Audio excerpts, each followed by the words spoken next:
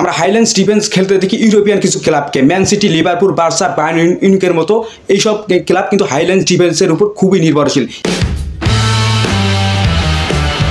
মানুষের এগেনস্টে কালকে ম্যাচ হারার পর অনেকেই দোষারোপ করছে পিটার বাটলারকে। পিটার বাটলারের যে টেকনিক হাইল্যান্ডস ডিফেন্স, এই টেকনিকের কারণেই বাংলাদেশ নাকি ম্যাচ হেরেছে, অনেকটাই এরকম আলোচনা হচ্ছে। ভিডিওর মূল উদ্দেশ্য হচ্ছে আজকে হাইল্যান্ডস ডিফেন্স, আসলে হাইল্যান্ডস ডিফেন্স কি এটা নিয়ে আমরা জানবো।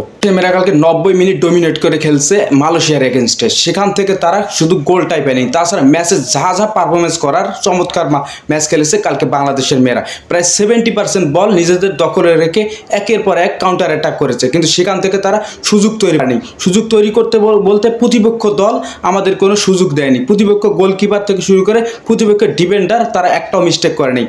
আমাদের ডিফেন্ডাররা একটা মিস্টেক করেছিল, একটা মিস্টেকের কারণেই প্রতিপক্ষ দল আমাদেরকে একটা গোল দিয়েছে, সেখান থেকে পরবর্তীতে আমরা আর ম্যাচে ফিরতে পারিনি। ওভারঅল যদি আমাকে জিজ্ঞেস করা হয় কালকে বাংলাদেশের ম্যাচ কেমন ছিল, বাংলাদেশের মেয়েরা কেমন খেলেছে, আমি বলবো দুর্দান্ত খেলেছে। শুধু বাংলাদেশ জয়টাই পায় নাই, তাছাড়া চমৎকার ফুটবল খেলেছে মালয়েশিয়ার এগেইনস্টে। হাইল্যান্ডস ডিফেন্স কি জন্য খেলা হয়? হাইল্যান্ডস ডিফেন্স খেলার উপকারিতা হচ্ছে, হাইল্যান্ডস ডিফেন্স আপনি যদি খেলেন তাহলে আপনার মিডে যারা থাকবে সেখান থেকে বল নিয়ে আপনি খুব তাড়াতাড়ি কাউন্টার অ্যাটাকে যেতে পারবেন এবং সেখান থেকে গোলও করতে পারবেন।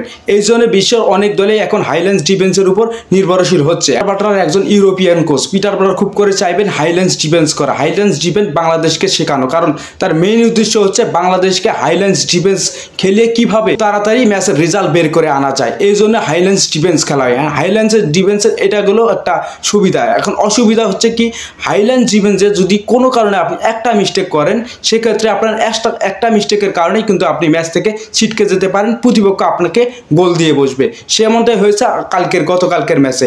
মালয়েশিয়ান ফুটবল কোচ কালকে সংবাদ সম্মেলনে এসে বলেছেন, বাংলাদেশের হাইল্যান্ডস ডিফেন্সের কারণে আমরা ম্যাচ বের করতে পেরেছি, সেখান থেকে গোল করতে পেরেছি, এই জন্য আমাদের একটু সুবিধা হয়েছে ম্যাচ বের করতে। আমরা হাইল্যান্ডস ডিফেন্স খেলতে দেখি ইউরোপিয়ান কিছু ক্লাবকে, Man City, Liverpool, Barca, Bayern মিউনিখের মতো এইসব ক্লাব কিন্তু হাইল্যান্ডস ডিফেন্সের উপর খুবই নির্ভরশীল। এখান থেকে তারা খুব সহজেই ম্যাচ বের করতে নিয়ে আসতে পারে এবং প্রতিপক্ষকে ম্যাচ থেকে ছিটকে দিতে পারে। এই জন্য পিটার বাটলার এই টেকনিকটা অবলম্বন করে বাংলাদেশের মেয়েদেরকে শেখাচ্ছেন কিভাবে হাইল্যান্ডস ডিফেন্সে খুব তাড়াতাড়ি রেজাল্ট বের করে আনা যায়। এগুলো আসলে মাঠের ভিতরকার পারফরমেন্স। আর মাঠের বাইরে কালকে যেটা দেখলাম, আলটাসের কথা এই ভিডিওতে স্পেশালি বলতে হয়। আলটাস যদি গ্যালারিতে না থাকে, ফুটবল গ্যালারি মরা। সেভ বাংলাদেশ যদি ফুটবল মাঠে না থাকে, গ্যালারিতে না থাকে, ফুটবল মাঠ মরা। কারণ প্রাণবন্তর একটা স্টেডিয়াম এই আলটাসেই উপহার দেয় ফুটবলকে জাগ্রত করার জন্য, ফুটবলের গণজোয়ার সৃষ্টি করার জন্য আলটাস এবং সেভ বাংলাদেশের কোনো বিকল্প নাই। আলটাস এবং সেভ বাংলাদেশ আমি কালকে দেখেছি ম্যাচের শুরু থেকে শেষ পর্যন্ত তারা যেভাবে চিয়ার আপ করেছে, মেয়েদেরকে আত্মবিশ্বাসী বানিয়েছে, এটা সত্যি অসাধারণ, দুর্দান্ত ছিল।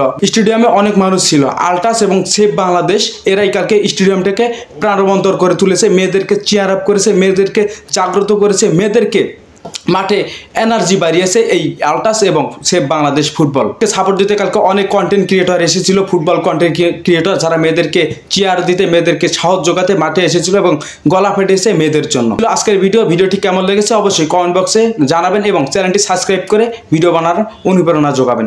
ধন্যবাদ।